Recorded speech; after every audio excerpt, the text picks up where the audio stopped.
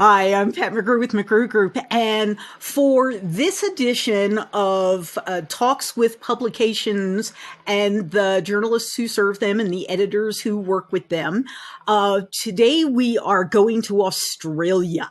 And so we are going to be meeting with Janet and Steph and talking a little bit about how they see the universe. So, Janet, can you tell me a little bit about you, your title, and all those lovely publications that are part of the umbrella you live in? Sure. Thanks, Pat, and thanks for having us. My name's Janet Maitland. I'm the publisher of Image Publications.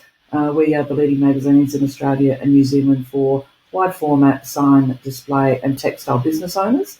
And our magazines include Digital Image Magazine, Textile Image Magazine, and Image Magazine New Zealand. Wow. And with us today also is my friend Stephanie. So, Steph, you are relatively new to this publication group. What are you handling? So I'm new and I've taken the role of editor specifically for Digital Image Magazine under the umbrella group. Wow. Okay. So, big job, I think. So, I think you are the perfect two people to talk to about the future. I'm not going to ask you to be a mind reader or a tarot reader or any of that. What I'm curious about is what you think the big stories are going to be in the near term across the industries you serve, because we just saw a successful pack print in Melbourne. So we saw people actually come to a trade show. So we know that's kind of interesting. But are people buying things? If they're buying things, what are they buying? What's new and interesting in the near term? Yeah, I think that's a really good question. And yes, Pack Print was the first event that we had in over 2 years, which was fantastic. It was really well received. People were excited to be out and connecting and reconnecting. I think from an equipment perspective, we're not too different to the trends that you see overseas. I think the biggest story in our industry at the moment is really about skilled labour. We've got an unemployment rate of 3.4%. It's the lowest in 50 years, and we historically have had a very good skilled labour market coming from overseas, but during lockdown that was sort of cut off. And so our biggest issue in Australia at the moment from an industry perspective is about skilled labour and getting the right people in the right spots, and also recruiting young people into the industry and training and developing them. So, Janet, is that true across all of the segments of printing that your publications are serving, or is there a worse problem in one area than another? No, it's across the board, and it's not just our industry. Every industry in Australia is in exactly the same boat, and they're competing for a very limited talent pool.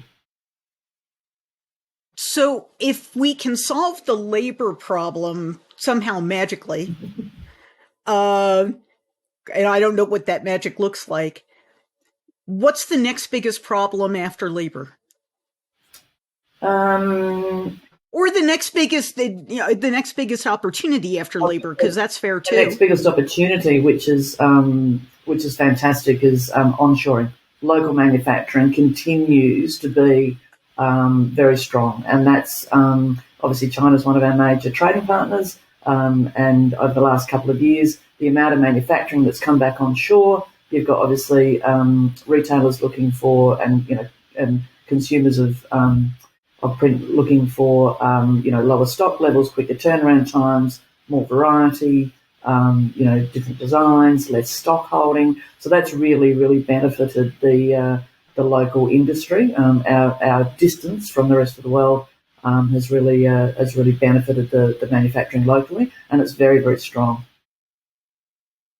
So we've heard in other geographies that especially the book industry is onshoring a lot, but also packaging, everything from pallet printing to post-print corrugated to folding carton. Are you seeing some of the same things? Packaging definitely, and also other areas that you might not think of. Apparel, for example. Is a huge segment that's onshoring, but just in general, because as I said, most of our offshore production has been done in China. and so bringing it back onshore. But yeah, packaging and apparel are some of the key areas that we're seeing it in. Right. So, in the near term, do you think that the industry is going to go through another consolidation cycle, or do you think that we'll see net new startups coming into our industry? I definitely think we're in a period of consolidation. On the supply side, we're seeing a lot of consolidation and mergers in the supply space. There are very few independent players left in Australia. In the On the printing side, we're seeing a lot of acquisitions. So some of the larger publicly listed companies are vertically integrating. They are taking advantage of some companies going into receivership. And also you've then got small to mid-sized companies where we've got an ageing population of business owners who are looking to exit.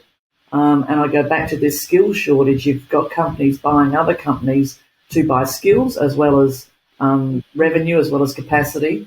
So all of those things sort of feed into the consolidation. But absolutely, consolidation in Australia is very much alive.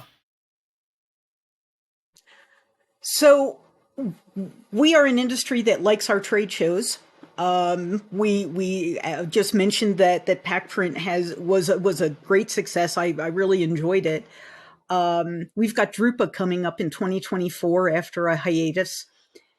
Are shows like that still relevant? Is that something that people from Australia would travel for to see? 30 halls of printing related equipment and software, or do you think that they're going to be more interested in staying closer to home and seeing local shows? I think there's always Australians love to travel, so I think there's always a cohort of people that love to get on a plane and love to reconnect. So in answer to your first question, I think trade shows have a very important role, and as much as during COVID, suppliers found other ways to connect and communicate with their customers and potential customers, I think there's still a very important role because people sell to people and people love people, and I think that's where that environment comes to the fore. I think that Australians definitely love to get on a plane, definitely love to travel.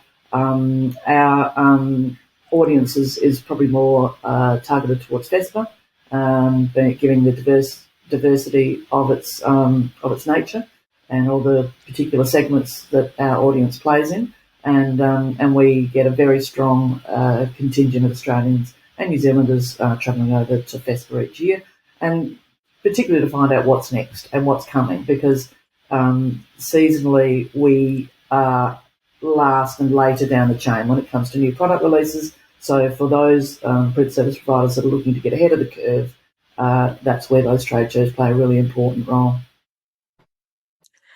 Thank you for mentioning FESPA, because I should have said them kind of in the same breath. More Drupa for the graphic arts kind of people, and FESPA for this huge array of sign and package and label and textile printing, right? That's a lot of what we look at FESPA for. Which brings me to the logical question about sustainability. I know that it has been a big topic in Europe for many years. It's been a topic when I've talked to folks in Australia and New Zealand for years. Do you think that sustainability as a topic is going to have an impact on what people decide to buy and how they continue to conduct their printing businesses going forward? Yeah, I think that it's clear that the big brands are very much demanding sustainable initiatives from their supply chain. The H&Ms, all of the multinationals that are operating in Australia, they definitely are demanding sustainable initiatives. And I think that the public appetite for sustainable product is increasing. And I think now the opportunity is for business owners to actually create tangible steps and take tangible steps, not only in the material selection, but also in the production processes, the manufacturing processes, and also in the recycling side of it, actually collecting and providing a full end-to-end solution for their customers. Do you see the government mandating sustainability in the supply chain in the near future? Yeah, it's interesting because paper and glass recycling have legislation around it. The next largest opportunity is plastic, and that doesn't plastic and textile. Sorry, plastic and textile. We are second behind the US in the amount of textile waste that we put into landfill, unfortunately, and so I think that those are the two areas that will be next cab off the rank. They are not currently mandated or legislated, but I think that as we can no longer send our waste offshore, we're going to have to come up with solutions to deal with it locally. And I think the government will need to provide funding and incentives to encourage people to go in to those spaces. There are some local pockets of activity, but a national solution, particularly given the size of our country, is what's really needed, and that'll be the next sort of frontier, I think, of sustainability in terms of actually not just the product and the production side, but the collection and the recycling aspect. So, what should we be watching?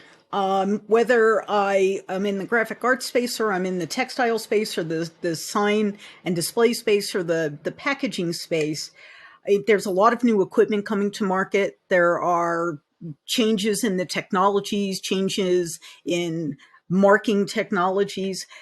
What do you think the next big innovation might be in our markets? I think it's actually about linking all those things together. I actually think it's not about one piece of equipment or one type of technology. I think it's actually about automation.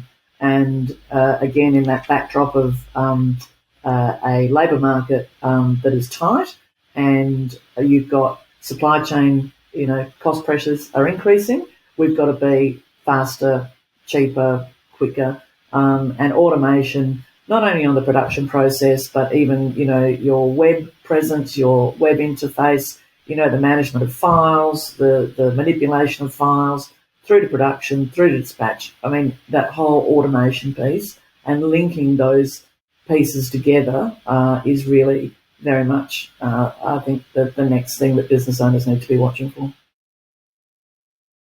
Do you think we'll see a rise in the use of like automated guided vehicles and different types of robotics in print in your market? Yes, I do. I think that it really depends on the size of the plant, but if you look at some of the trends overseas in terms of material handling, and movement around factories, yes, in terms of loading and unloading equipment, yes. So I think that is definitely, but it really depends on the size of the business. Obviously, that's much more important for, larger operators, but keep in mind we also have a large number of small to medium businesses. Absolutely true. So, Janet, thank you. Stephanie, did we miss anything? Not that I can see. And yep, fabulous. Okay. Thanks, Janet. I learned a lot.